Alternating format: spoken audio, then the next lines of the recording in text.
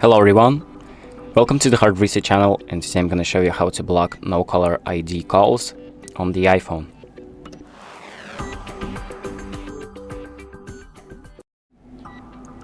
So the first thing that we're going to do is we're going to go to settings.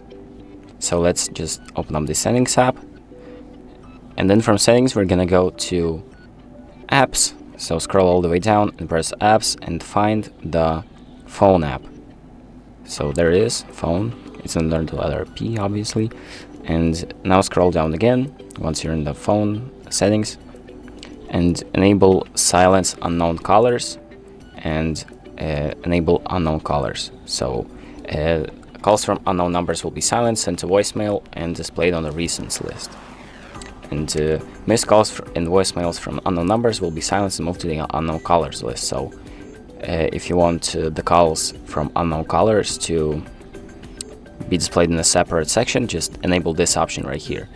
And if you want the calls to be silenced fully, so just blocked, enable this option. And that's pretty much it. Now, if a no caller ID calls you, the call will be declined and sent into a different folder. So thank you for watching. I hope this video helps you, and make sure to like and subscribe.